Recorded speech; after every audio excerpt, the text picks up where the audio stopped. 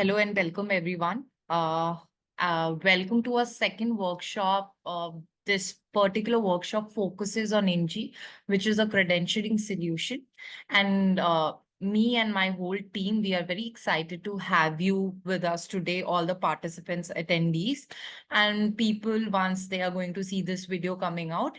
Everyone we are going to help you, give you the most aspect of Inji and how it can be integrated with your current existing solution. I'll just give my basic intro. I am Sanchi Singh, product owner of Inji. Joining me today are the key members of our Inji tech team.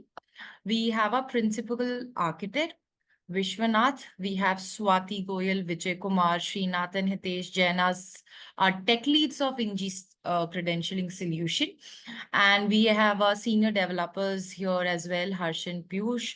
So they will be helping us and guiding everyone present here throughout the session and will tell you more about how the solution can be actually built. Okay.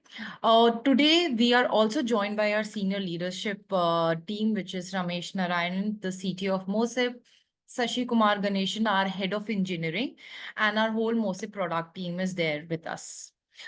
So, all right. So through most of our previous discussion, specifically on Inji that has happened in previous webinars or workshops that have been conducted earlier, we have only spoken about extensively what Inji is and its feature, and it was very much on the functional and a use case level. But today we want to take a step further with live solution building. We as a team are going to help you give a real-time coding demonstration that just how quick and seamless it is easy to integrate Inji into your existing solution or application. And before we move into today's session, I would just like to give a very brief and a quick overview of what is the use case that our technical team is going to cover so that you can relate once they start presenting and you can just understand how technically it is working in nature. So today's current use case for Inji credentialing solution is we are going to talk about the issuance of a farmer's ID, which is a farmer's verifiable credential. In this use case, a farmer receives a verifiable credentials representing official registration of its land and details, which is issued by a government or any regulatory body, depending on the country where the farmer gets his ID, being a citizen of that country. Now we are going to use Inji as a digital platform, which is going to issue this particular farmer's ID. Now, this credential enables farmers to prove their eligibility for agriculture subsidies, access specific markets, obtain financial and agriculture services securely and efficiently.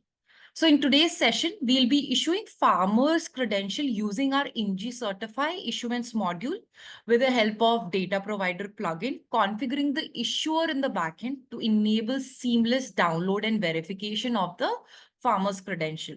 These farmer credentials are vital for actual real world use case and the problem statements that we're looking at, which Inji as a solution can help throughout the different use cases, such as providing specifically in farmers' credentials use case, it can provide you eligibility for agriculture subsidies, accessing certain specific markets and getting certain kind of schemes from the government. If I being a farmer, if I have my ID issued as a verifiable credential, it is going to make my life much easier as compared to a lot of paperwork that I have to go through. So finally, we'll guide you through this entire integration process, showcasing how everything works together.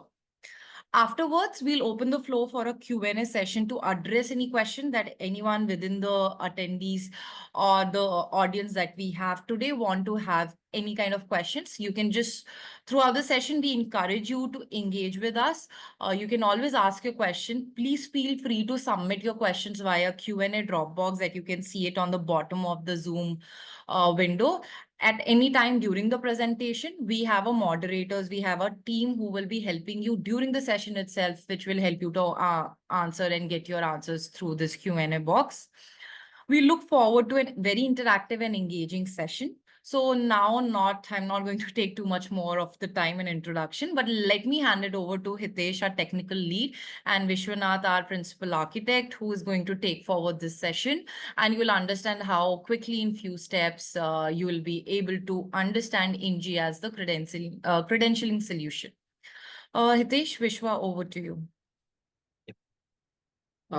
Thanks, Anchi. Hello, everyone. Good evening, good morning.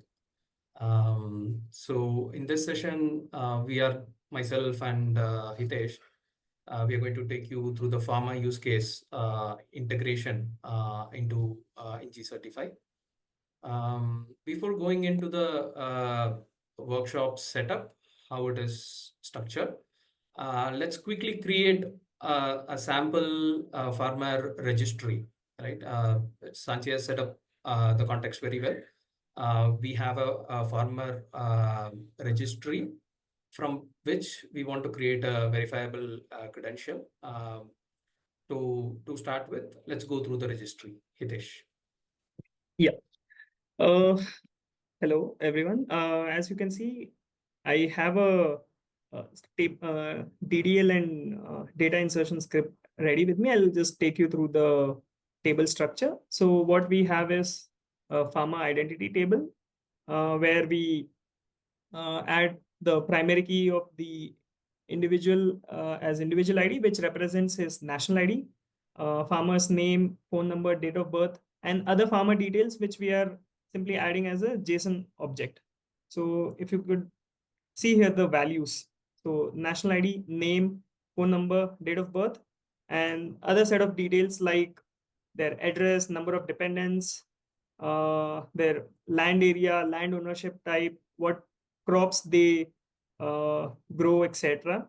So all of these are part of this set of queries. So what I'll do is I'll just quickly run the query, and once it is run, we do have our farmer registry ready. If I go and view all the data, I'll be able to see the farmer's data specific to their individual ID. So individual ID, name, phone number, date of birth, and their respective details, which we have represented as a JSON. It can be represented as another table as well in regular use case. For demonstration purpose, we have built a simple table which is representing the farmer identity. Back to you, Vishwa. Yeah, Hitesh. So, Hitesh, you can go back to that screen just to add a small detail. So this column, individual ID, is basically a national identity of the residents. So when a farmer registry is there, it is the assumption that we are making here for this workshop is that it is linked to a national identity, and the farmer registry is already having this individual ID, which is the national identity in their registry, pointing to the farmer's details. Yeah. Yeah, let's go to the setup. Yes. Okay. So let's understand this setup, which is what we are going to demo today. We obviously have the actor on the left side, which is the user. And then we have two bigger boxes, cloud and local Dockers. So the cloud is where the national identity is running. So it is not running in Hitesh's local machine when we are going to show this demo.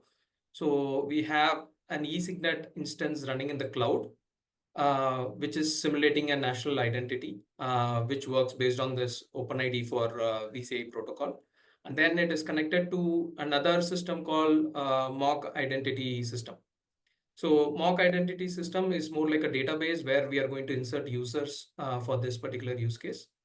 So whatever we saw in the database as individual IDs, so few of those are 4-5 records what we have seen. So those entries are already made into this mock identity system, so that those users are actually authenticatable from this system. So then we'll go to the local Dockers. In the local Docker setup, we have a very simple setup. We have Nginx for all the reverse proxying needs. And then we have this block called Inji Wallet, which contains multiple Docker containers running, Inji Web, proxy, Inji, Mimoto. I'm not going to go into the details because today's session is more focused on Inji Certify, which is responsible to convert data into a verifiable credential. So when the data was created by Hitesh, we have this registry ready, the sample registry ready. So the next step is to convert it into verifiable credentials. So we are going to have a plugin who is going to facilitate to read data from the farmer registry. What you see as green farmer registry is the table that we created. And then there's going to be a plugin which is going to be also built as part of this session to read from the farmer registry and then hand over that data back to Inji Certify. And Inji Certify is going to convert that into a verifiable credential. And then it is going to give it back to the user. So user's flow starts with an authentication with the national ID. National ID, whatever authentication mechanisms are available like OTP or biometrics. So those kind of authentications are possible. Once the authentication is completed, user is going to use that token to relay it to the Inji wallet applications. And then that's going to make a call to the Inji Certify. Now Inji Certify knows that the user has been authenticated and it is relevant to a particular entry in the farmer registry. And it's going to collect the data and then convert that into a verifiable credential and then pass it back. This is the flow we are going to see there. So as part of this entire setup, there is two major steps. One is about preparing the configurations. We have the data ready. Now to create a verifiable credential, we need some configurations to be prepared. Hitesh will take you through that as a first step. And then the step 2, we will create a plugin. Okay. Sure. Okay. Let me take you through the configuration. Okay. So now we have the data ready. Now, once we have a data ready, we also need to package it properly. So to package them properly, what we have is a velocity template. As you can see here in the velocity template, we have defined a set of fields. So velocity template is the template which we are using to format the inserted data from the DB to a verifiable credential. So as you can see, there are a few fields. I'll take you through them one by one. @ context is telling the user like what kind of verifiable credential it is and what data structure does it have. So if you can see, we have a farmer.json which is linked to context. So if I go to that specific file, it describes the specific data which is there. So you can see a number of fields which are present: name, date of birth, highest education, marital status, type of house, etc. We've already seen all of those fields as part of the insert statement which we did. So the name, phone number, date of birth, and within the query, like marital status, addresses, etc. Right? So all of those details are mentioned here along with their data type. So these are all defined by schema.org's schema structure. So this is the context.json. Next comes the issuer. So once the verifiable credential is issued, anyone getting the verifiable credential should also be able to trust that it has been issued by a valid authority and it's also a valid verifiable credential. So they should be able to verify that. So that is configured as part of the issuer. It's a variable which is taken from an environment variable. So if I just go to this JSON, there are two sections which you can see. One is the controller configuration, where we actually configure who the provider is, and this we have hosted it on GitHub pages. Then there is the next thing is the verification setup. So here we have configured RSA verification key, and we have also hosted it on GitHub. So all of these, both of these things are linked together, and they give a verifier mechanism on how to verify the credential. So this is the VC template. The next important section is the credential subject. Credential subject essentially contains all the user related data within their context.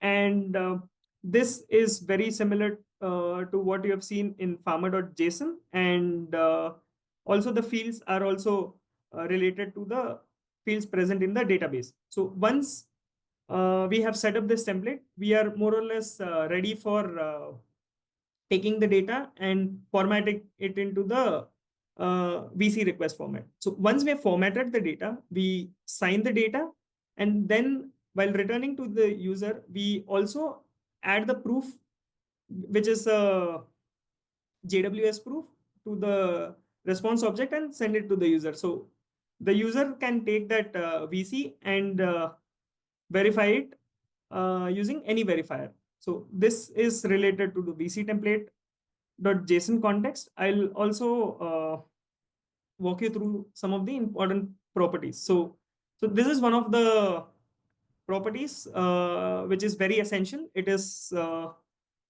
present in our Certify GitHub, where you can go to Docker Compose and the Docker Compose new plugin folder, and there you'll be able to find all the properties which are relevant to run this setup. So one of the important properties here is Certify mock identity properties, because that is the plugin which we are modifying to serve our use case.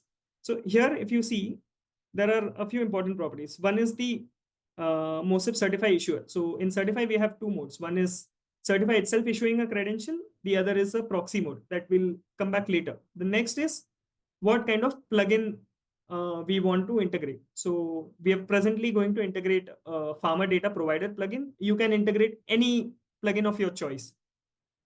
Next is the issuer public key. So this public key is added to the proof object so that any verifier can verify it. And this is the issuer URI. This is linking to the object which I had shown you previously. It is hosted on a resolvable method web page, and this is configured here. The next important property is a well-known property. So this we are configuring in this specific section. So what is a well-known property? So this is essentially displaying the capability of the credential issuer to an external integrator. It has multiple configuration properties related to verifiable credential issuance. A few of them are credential issuer. So it tells the integrator who is the issuer, authorization server, to make them understand where they can get the token, credential endpoint, from where an integrator can get the credential endpoint. A few other properties related to how the credential is supposed to display. And then there is a very important property called as credential configuration supported. So here we are building a credential for farmer profile. So we have configured this in this specific well-known configuration with a lot of other metadata. So which includes format, like what kind of format do we want to share. So presently we are using LDPBC. The format can also be MDoc or MDL. Scope object is defined by identity provider. It's related to authentication. Then what kind of signing algorithm we are supporting. So we are presently signing using RSA signature 2018. And what kind of proof type object we are supporting. And then there is also another object called as credential definition, where again, if you see this specific object, you can relate it to the context.json and vctemplate.json. So it essentially is defining the capability, telling what would be the fields present in the returned credential object. So we have all the fields along with their display properties. All of these properties are defined in line to the OpenID for VCI specification. So this is about the credentials. So once we have a configuration, once we have configured all of these things, we can start working on the use case. Back to you, Vishwa. Great. We have gone through the configuration. As I told, any use case that needs to be implemented in Inji Certify module is actually a two-step process. The first process is about preparing the configurations, the VC template, and the related JSON LD files, whatever Hitesh has gone through. So that is done. So the next part is the exciting part where we create the plugin itself, which is going to read the farmer registry. Let me share the plugin code base. Yeah. So Hitesh, let's start with the GitHub. Let's also explain where do we get the code or a sample Okay. from. Sure. Okay, so let me go to the GitHub. So we have two repos. One is Inji Certify. Inji Certify repository contains all the source code essentially for running of Inji Certify, where we also have Docker Compose folders with multiple Docker Compose setups for various use cases. So the use case which we are using in today's demonstration is called new plugin, which is essentially representing the data provider plugin. Then we also have another repository called as digital credentials plugin, where we have multiple sample plugins which integrate with various services, including some external services like Sunbird, MOSIP identity system. And we've also built a mock plugin which you can take up and modify it to suit your use case. So I'll go to the source code which we have. So what we have done here is we have implemented the data provider plugin interface, which is provided by Inji Certify, to implement the farmer data provider plugin. So what we have as defined as an interface is a interface called as fetch data, which returns an object of returns JSON object. The input is identity details, which is nothing but the user information from a JWT identity token. So this is the input and output and the entire setup. What I'll do is I'll just copy this code and paste it in my plugin ID. So I'll just take you through the code. So what we get, so let's say once we get the identity details as part of input, we take the subfield. Subfield is a standard field which is defined by OAuth2 standards, which represents an uniquely identifiable field. Once we get that field, we're calling it individual ID because it represents their national ID.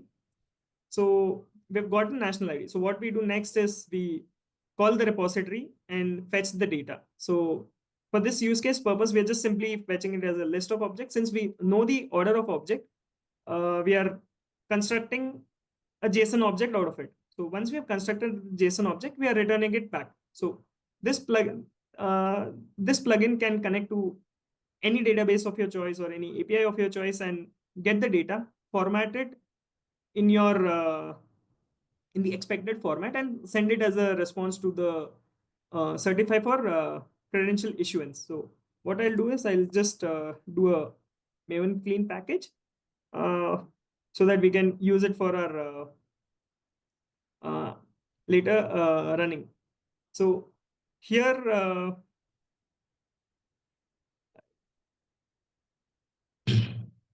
yeah, so here once we have built this object, we can use this specific jar as a runtime dependency with Certify and run our use case. You can have a, so we are connecting to farmer repository. You can connect to student repository, or you can connect to your organization's any internal repository to fetch the data and pass it to Certify. Certify will take care of the rest. It will take the data, it will format it according to your supplied configuration, and it will also issue the credentials so that an end user can use it for benefit transfer or benefit delivery.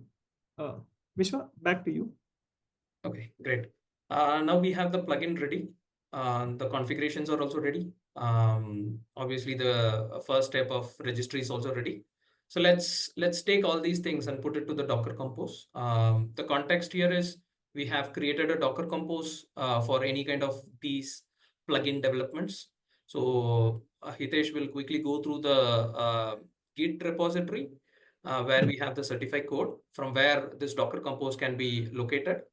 And how do we put all these pre-populated configurations on the plugin, and we'll demo the use case. Yeah. So as I previously told, we have the Docker Compose setup present in our Inji Certify repo, which is under MOSIP/Inji Certify. We'll also share the details of specific branch post the session. This Docker Compose setup contains a few important elements. One is configuration. Configuration contains all the configurations which are necessary to run various modules. So we have configurations for Certify, templates, Memoto, and the rest. We are particularly interested in configuring the Certify mock identity system here. We can replace it with any other use case if we want.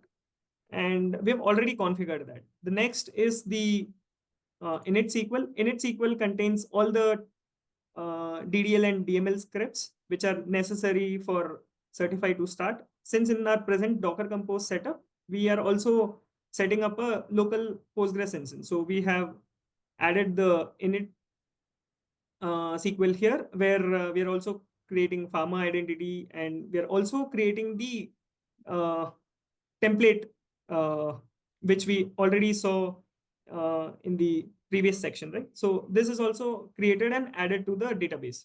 The next is nginx conf. It is for reverse proxying, and the last file here we have is the Docker Compose file. So the Docker Compose file, as you see, I've just minimized it to show what components we have. So one is the database. Next is Certify. Certify takes in this specific jar as runtime dependency. This is the jar which I've just built now and added it here. The next is Nginx Memoto service, Inji Web and Inji Web Proxy, which are acting as a front end for Certify to issue a credential. I've already copied the configuration properties here, and also the SQL file which I had shown you. And I can now simply just go to my command prompt and do a Docker Compose up. So once I do Docker Compose up, it will start all the necessary stack related to Certify and credential issuance. So we can start consuming the service and issue some credentials. I'll just wait for it to start in a moment. Once it starts, we should be able to interact with Certify. Yeah. So we are running Inji Web on localhost 81 port. As you can see, we are already seeing farmer's credential issuer in the list of issuer in Inji Web. So the moment we click on it and we select farmer profile credential, we are redirected to eSignet, where we can put in the ID. So you would have seen the same set of IDs which were inserted into the database. I'll just select one of that farmer ID and add it here. Once I authenticate that specific farmer, the request goes to Certify, and we'll just have to wait for a moment till it downloads the credential. So now if you can see, it has downloaded the credential. So for that specific farmer ID, the name and other details you can see. I'll do a thing. I'll download one more farmer credential to just show with a different ID to show you the difference. So I think so. I downloaded it for 50. I'll download it for 49 now.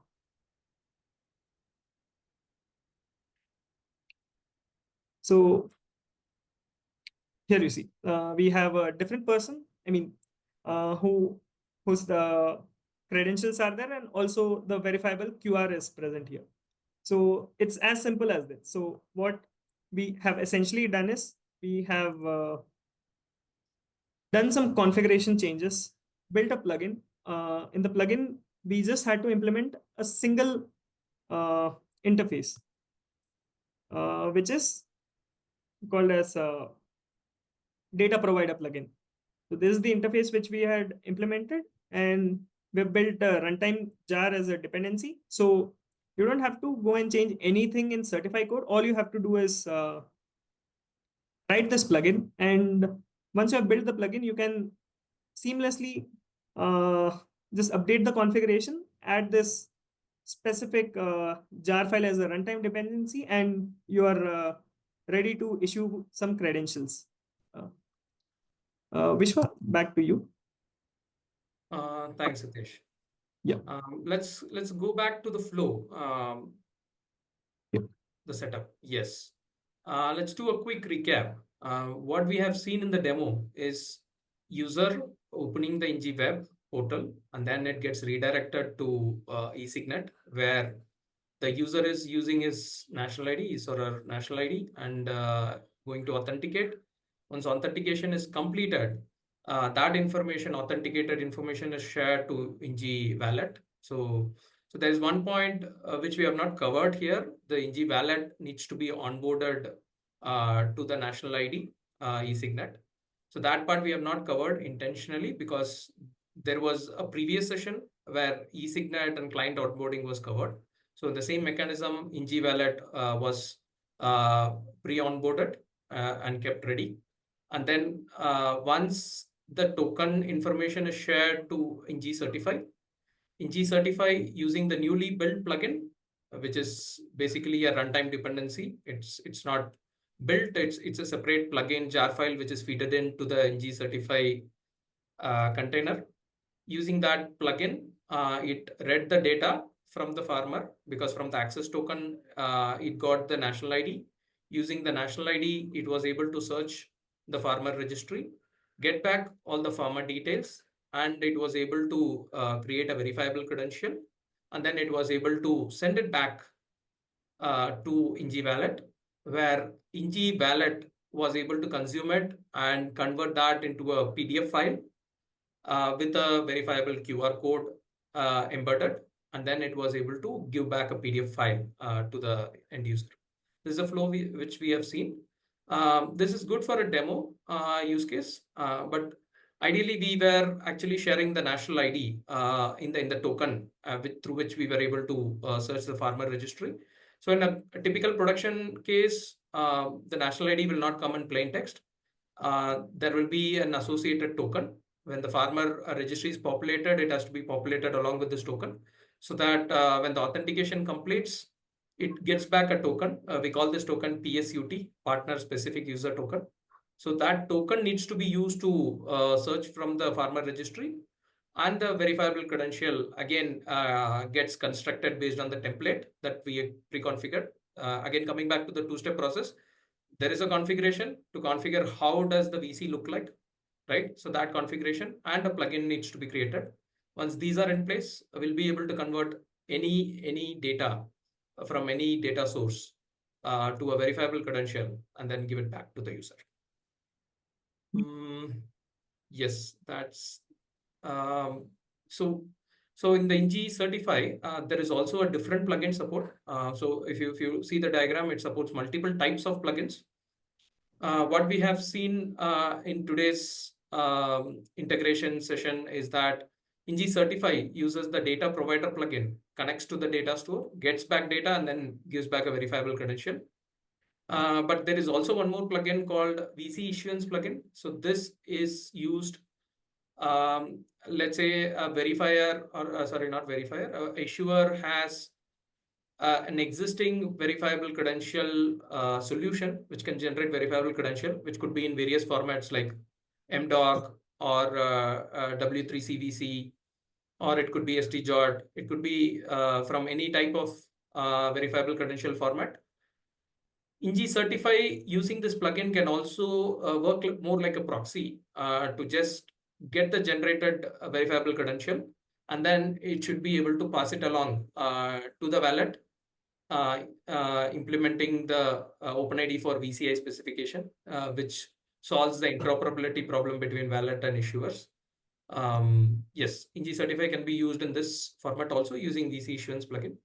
Data provider plugin makes life very simple. When you have data, any data, you can configure it to a verifiable credential and then share it to be used in a decentralized verification model.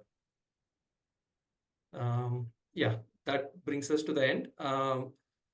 We can open up for Q&A.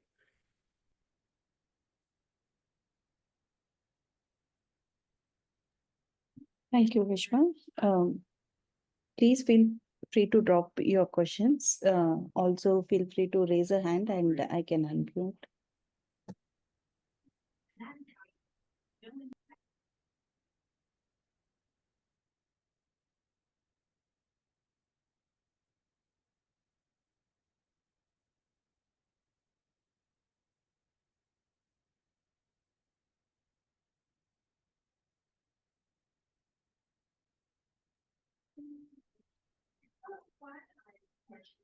Yes, we'll be able to share the verification flow of the VC.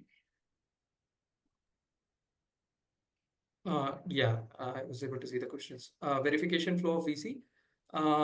So this session we have not planned the verification flow. If there are more people interested, we'll definitely do one more session on the verification side of the VC. Today's session is more towards generation of VC and deliver it to a wallet.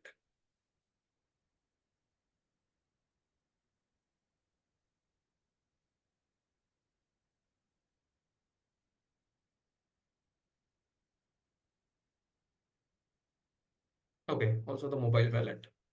Preeti, do we have any recorded session on the mobile wallet side for the same use case? Currently, no, Vishwa. We don't have any recorded session how to set up Inji wallet, but we have the Docker compose that can be used. Okay, okay. Yeah, Ranvir. We'll get back to you on this also. We will either attach a recorded session for the same credential using a mobile wallet also, because the protocol is exactly same. We have not prepared it for demo because we want to keep the focus very narrow to certify and show how it is easier for someone to take any data and convert. But we can attach this as a recorded session to you, Ranvir. On the other question on the verification flow, we can maybe we'll plan one more session so that we describe the entire flow.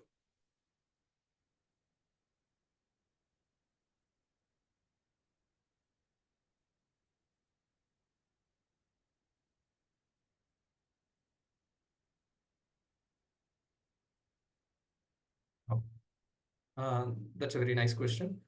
Okay, so what we see in the screen, so the question to read out the question, also how does this relate to Sunbird? Nice question. So if you see in the screen, we have these two different types of plugins, data provider plugin and VC issuance plugin.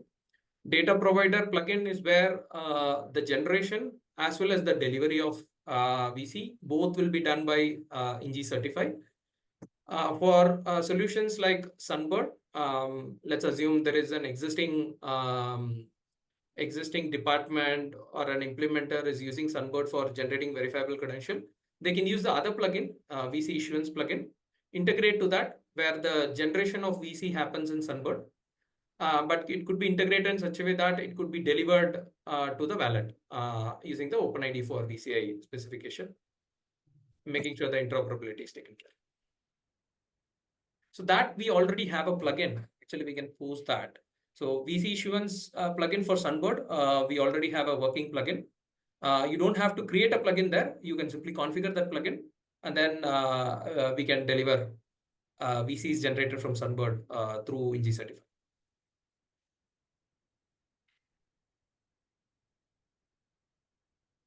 Yep.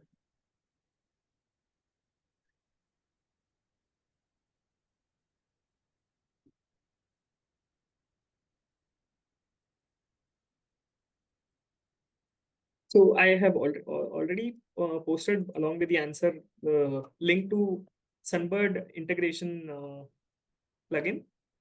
So you can also refer to that as well. Great. Yatish, I was just opening the same link.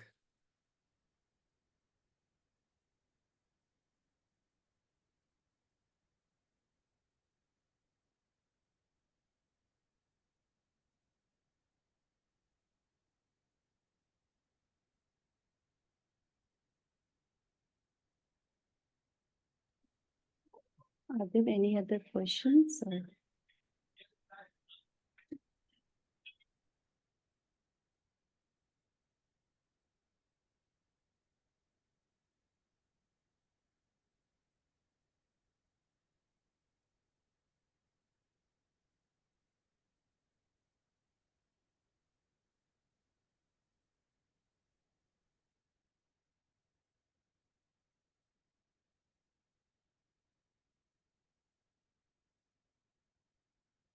Okay, velocity template.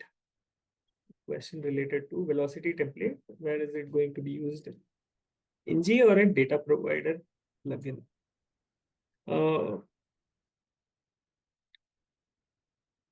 Vishwa, are you taking the question? The velocity template question? Or Yeah, Hitesh, you can answer that. okay, sure. So the velocity template is being used at Inji Certify. So what we are using velocity template is for essentially converting the extracted data from the database to the data format of verifiable credential. So presently, the credential which you have seen is verifiable credential data model 1.1. So you could essentially also configure it for data model 2.0, or if there exists any other data model as well. So it's being used at the Certify issuance level, not at the data provider plugin level. From data provider plugin level, you just take the data, format it as a JSON object, and send it to Certify. Certify takes that data, merges it with the velocity template to get the end VC format, and then sign it and send it back to the end user. I hope this answers the question. Hitesh, I'd like to add to it. If you Sure. can open the template that we created for the farmer ID.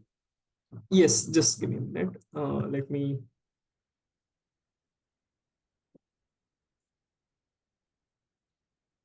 Yeah. Okay.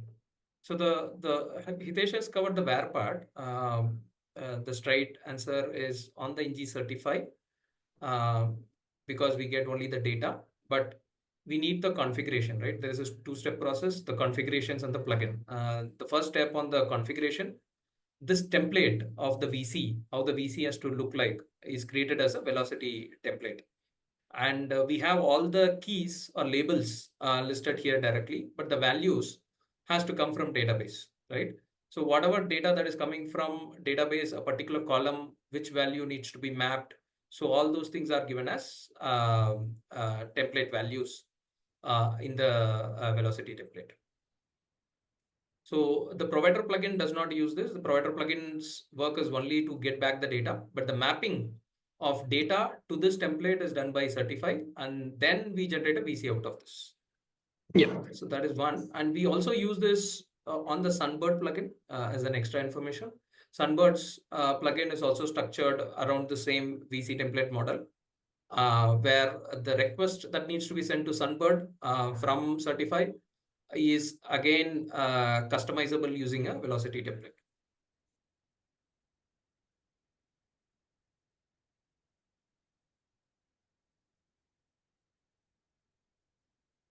Hope we answered your question.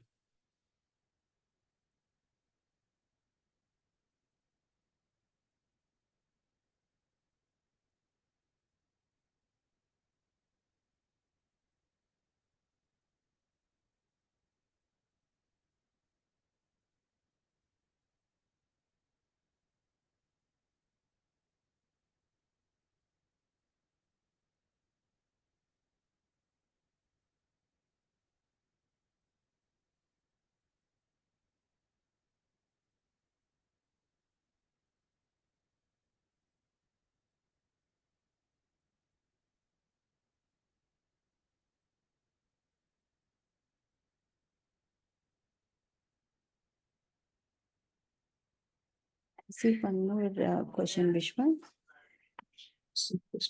There is some mismatch between data provided by data provider and what is mentioned in the velocity template. Or we have some configuration for data provider and what data it need to send back to the Inji Certify.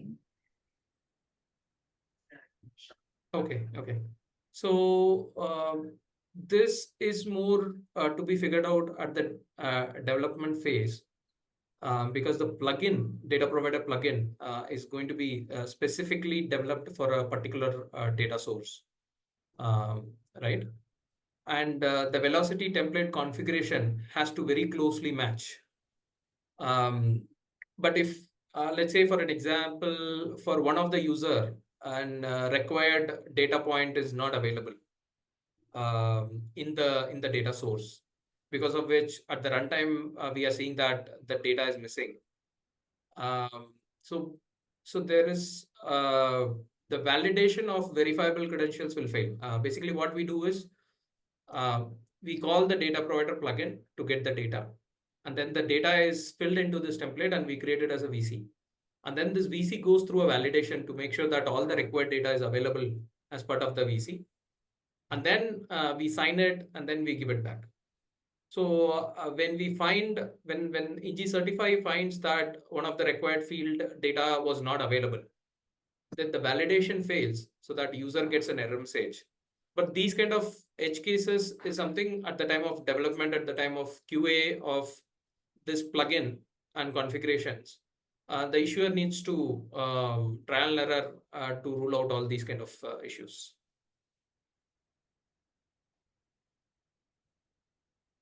So essentially, if you miss a mandatory field, there can be an issue. But if you are missing an optional field, it won't cause any issue. And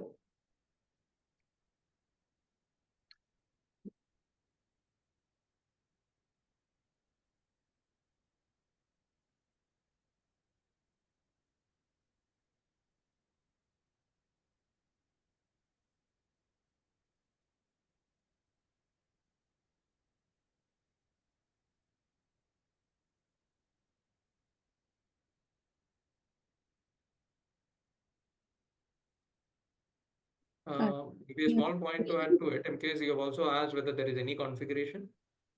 Just to clarify, since this is specific, there is no, this is specific to the use case that is getting developed. There is no separate configuration unless the plugin implementation is bringing in some more configuration.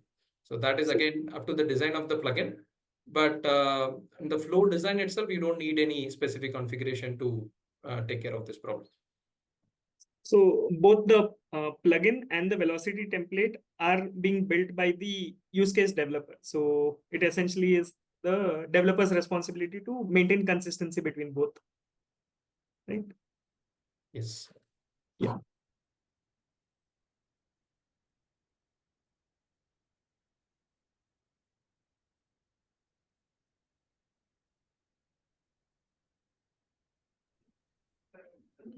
I don't see any further questions. Are there any questions?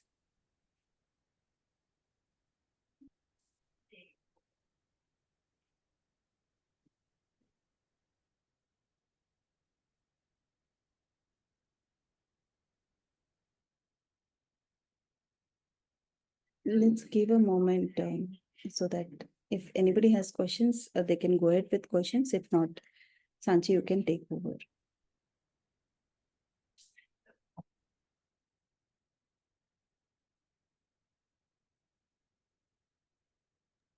Okay, sure, Preeti, thank you. Okay, as I see, the session was completed by the team.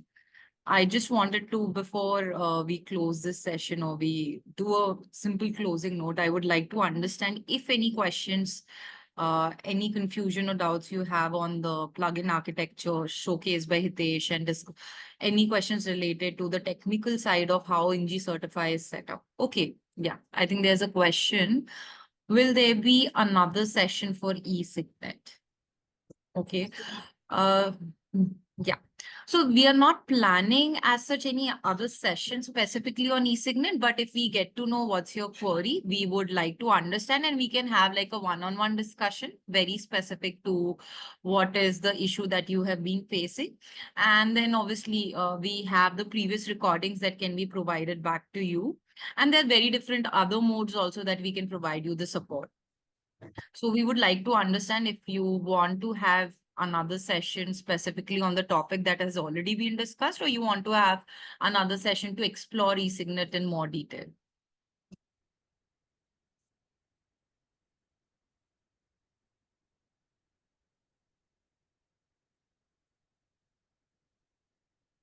So maybe Anima, what I'll do is I'll share you few details, more details on e-signet. Maybe we can share you more of the documentation and already available video recordings for you to go through and understand e-signet in detail. You can write to us on the certain set of details that our team has shared on our email, or you can directly go to MOSIP, Create or Decode website, and you can write back to us very specifically to whatever kind of questions or doubts you have. The links are available in the chat box, and if you want to ask further questions, I have enabled you the talking permission.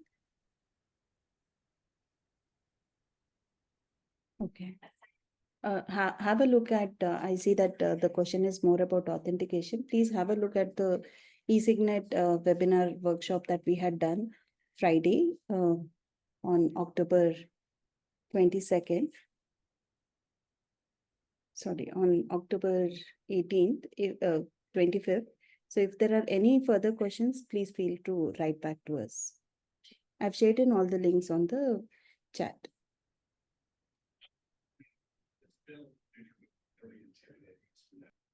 Preeti, the previous session, the workshop on the e-signet, those video recordings are posted? Those video recordings will be posted shortly in the resources. Okay.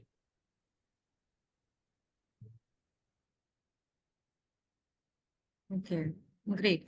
Okay, as I see, there are no further questions, or maybe if there are any other questions that team would like to ask, still we can wait for a couple of more minutes, and then we can just say that if anyone wants to have any other discussion or doubts clarification here.